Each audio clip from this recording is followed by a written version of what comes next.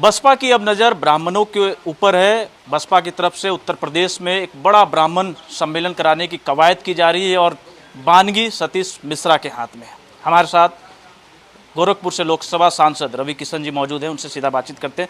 रवि किशन जी, अब बसपा ब्राह्मण की ओर काफ़ी वर्षों के बाद कैसे देखते हैं? भारत समाचार के मैं सभी दर्शकों को बता दूंगा कि ये लोग स्वयं जानते हैं, आपके समाचार को हमेशा लोग देखते हैं।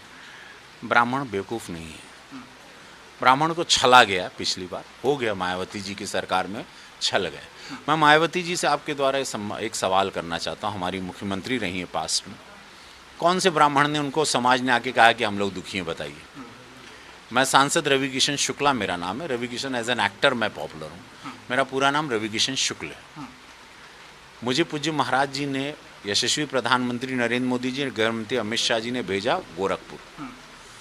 मंदिर की सीट थी, पूज्य महाराज जी ने हमको लड़ने दिया, आशीर्वाद दिया। मैं ब्राह्मण, अगर वो ब्राह्मण विरोधी होते तो क्या, अगर भारतीय जनता पार्टी ब्राह्मण विरोधी है या योगी महाराज जी ब्राह्मण विरोधी है, तो आपको मैं ब्राह्मणों की लिस्ट आपके भारत समाचार को भेजूंगा कि कहाँ कहाँ ब्राह्मण किस किस ओहदे पर बैठे हैं यूपी की सरकार में।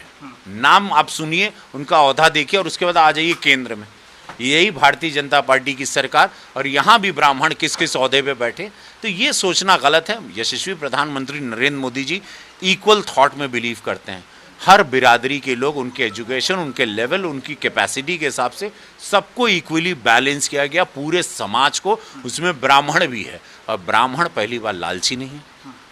ब्राह्मण को ये झुंझुना लालच का देंगे तो गलत है। ब्राह्मण किसी भी झुंझुने में नहीं आएगा। ब्राह्मण लालची नहीं होता, प्रलोभन में नहीं फंसता, स्वार्थी नहीं होता। फटी हुई धोती में भी ऐसे रहता है जैसे कि उसने कोई हीरा पहना। उसके जनेऊ को देखता है, उसको लगता है मोती। उसकी चुटिया को संवारता है, ऐसा लगता है कि उसके पास कई हजार करोड़ की दौलत है। उसके मिट्टी के घर में, जो कि अगर वो गोबर से पातता है तो उसको लगता है कि उसके पास न जाने कितने मिलियन डॉलर्स हैं। ब्राह्मण एक अध्यात्म का राजा होता है, ब्राह्मण ज्ञान का राजा होता है। उसको ये छोटे छोटे लालच की, कोई मंत्री बना देंगे, सांसद बना देंगे, विधायक बनाएंगे, टिकट देंगे, व्हाटएवर, आप ब्राह्मण को आप उसमें फंसा नहीं सकते। ब्राह्मण विकास में जानता है। 2021 में ब्राह्मण आ चुका है, मोदी जी को जान चुका है, योगी जी को जान चुका है। ब्राह्मण विकास के साथ है, भारत के साथ है।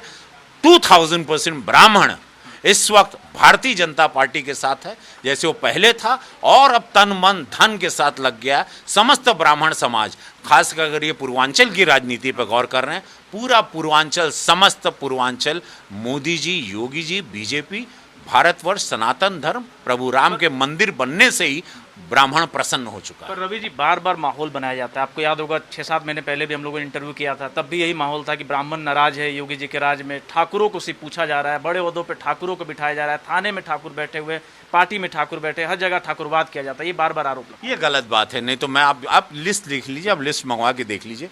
ब्राह्मण को, हर समाज को, ठाकुर हो, दलित हो, पिछड़ा हो, छोटी जात का हो, कोई भी बिरादरी का हो, ये इस टाइम के कैबिनेट विस्तार में आप देख लीजिए, कितने कुर्मी भाई हैं, कितने कुर्मी समाज के हैं, दलित समाज के, आदिवासी समाज के हैं, हर समाज के जितने भी हैं, कितनी महिलाएं हैं, कितनी महिलाओं को मंत्री बनाया गया।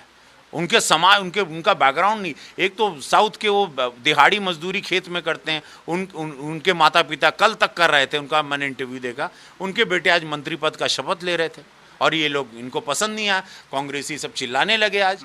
परिचय, जो एक रूल होता है सदन का कि प्रधानमंत्री परिचय कराते हैं, इन लोगों ने परिचय होने नहीं दिया उन मंत्रियों का, देश को जानने नहीं दिया, अपमान किया प्रधानमंत्री का नहीं, पूरे देश का आज अपमान किया कांग्रेसी, और देश इनको कभी माफ़ नहीं करेगा। रवि जी, उत्तर प्रदेश की बात करें तो चुनाव भी नज़दीक है, ऐसे में माहौल बनने लगा है। प्रियंका गांधी भी गई, बसपा भी तैयारी कर रही है। प्रियंका के इस तरह के दौरे और बसपा के इस तरह के कार्यक्रम को आप किस तरह से देख रहे हैं? कुछ नहीं, इन लोग कितना, और मैं चाहूँगा इन लोग बहुत दौरा करें, 365 दिन वहीं रहें। ये लोग उसको एक हॉलीडे रिजॉर्ट ना बनाएं, एक हॉलीडे का पर्यटन ना बनाएं। ये लोग कितना भी, मैं चाहूँगा 365 दिन आए, लेकिन 2022 में भारतीय जनता पार्टी 300 से पार हम लोग सरकार बना रहे, योगी जी ही मुख्यमंत्री बन रहे हैं, तो ये लोग आए, लेकिन 365 दिन, ये 4 दिन बाद इन लोग कहाँ लौट आते हैं हमको समझ में नहीं आता।